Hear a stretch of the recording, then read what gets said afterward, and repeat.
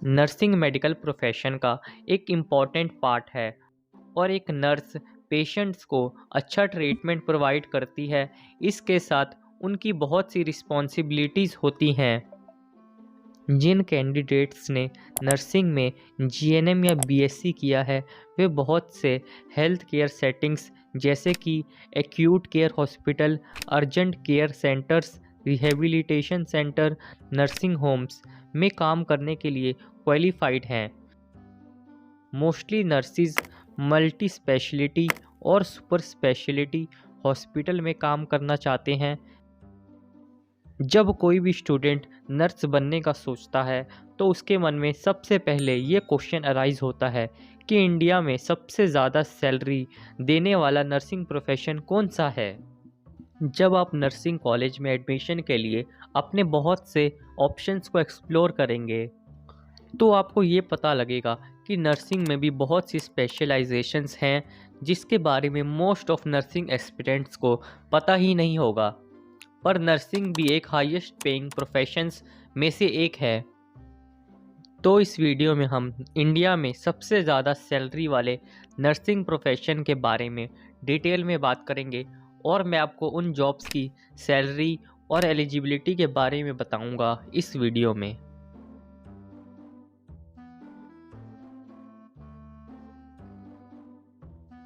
Different types of nursing careers.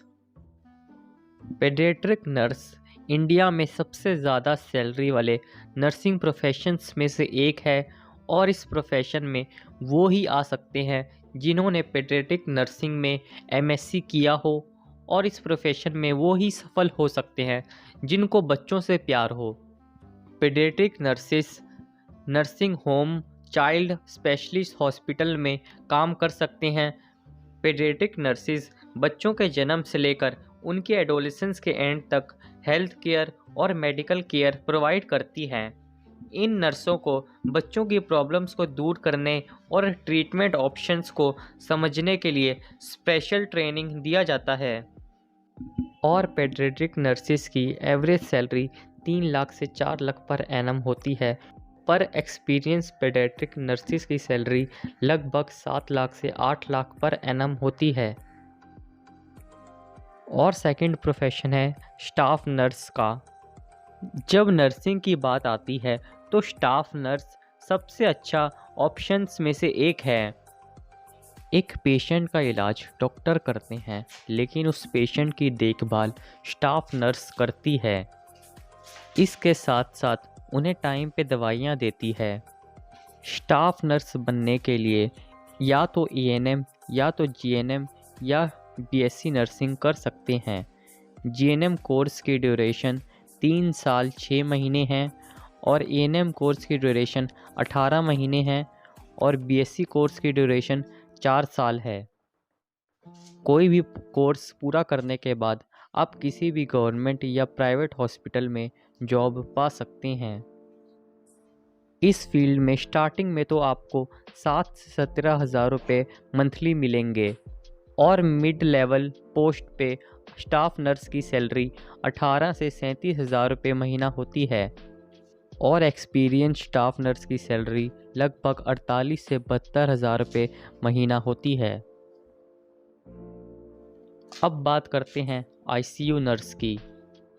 जैसा कि नाम से पता चल रहा है आईसीयू नर्स आईसीयू डिपार्टमेंट्स में काम करते हैं।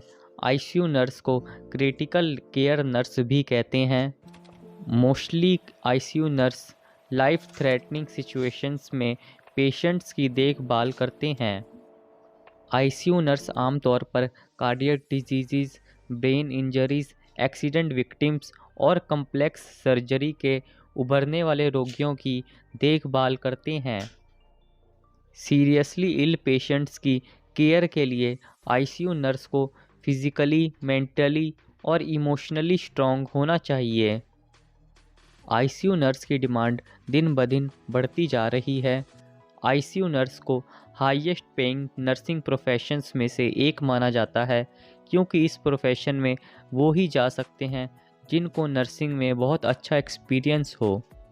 आईसीयू नर्स के रूप में अपना करियर बनाने के लिए आपको बीएससी नर्सिंग कोर्स करना होगा उसको पूरा करने के बाद आप क्रिटिकल केयर नर्सिंग में डिप्लोमा कर सकते हैं और इस डिप्लोमा कोर्स की ड्यूरेशन 1 साल है। और आईसीयू नर्स की स्टार्टिंग एवरेज सैलरी लगभग 3,25,000 से 4 लाख एनुअली है और एक्सपीरियंस नर्सिस की सैलरी लगभग 8 लाख रुपए से लेके 9 लाख रुपए एनुअली है। और अब बात करते हैं ओटी नर्सिस की। ओटी नर्सिस का काम सर्जरी से पहले, उसके दौरान और उसके बाद मरीजों की देखभाल करना है। ओटी नर्स डायरेक्टली सर्जन्स के साथ काम करते हैं और सर्जरी के लिए ऑपरेटिंग इक्विपमेंट्स प्रिपेयर करते हैं। वो ये इंश्योर करते हैं कि ऑपरेटिंग रूम में सभी नेसेसरी सप्लाइज, इम्प्लांट्स, इंस्ट्रूमेंट्स और इक्विपमेंट्स हैं या नहीं हैं, और वो ऑपरेशन थिएटर को स्टेरिलाइज करते हैं और वो पेशेंट्स को ऑपरेटिंग टेबल पे लेकर आते हैं और वो पेशेंट्स के वाइटल साइंस चेक करते हैं। ओटी नर्स बनने के लिए आपको बीएससी नर्सिंग के बाद पोस्ट बेसिक डिप्लोमा करना होगा ऑपरेशन रूम नर्सिंग में। और अब ओटी नर्सिस की सैलरी की बात करें तो ये लगभग 3 लाख रुपीस एनुअली होती है और एक्सपीरियंस नर्सिस की सैलरी टाइम के साथ बढ़ती रहती है। और अब बात करते हैं होम नर्सिस की। होम नर्सिस एक डॉक्टर की गाइडेंस में पेशेंट्स के घर में उनकी देखभाल करती है।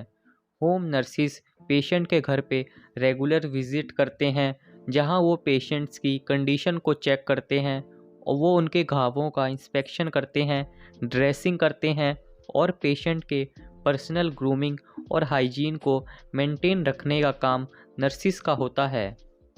होम नर्स रिपोर्ट भी लिखते हैं। पेशेंट से मिलने के बाद डॉक्टर से पेशेंट के कंडीशन के बारे में डिस्कस करते हैं। हेल्थ केयर सेक्टर में ग्रोथ होने के कारण इंडिया में होम नर्सिस की डिमांड काफ़ी बढ़ रही है। ये सबसे ज़्यादा सैलरी वाले नर्सिंग प्रोफेशंस में से एक है, क्योंकि आजकल बहुत लोग घर पर पेशेंट्स की देखभाल में विश्वास रखते हैं। और होम नर्स बनने के लिए आपके पास बीएससी नर्सिंग की डिग्री होनी चाहिए और आपने as a registered nurse at least 2 साल तक काम किया हो। और अब बात करते हैं चीफ नर्सिंग ऑफिसर की।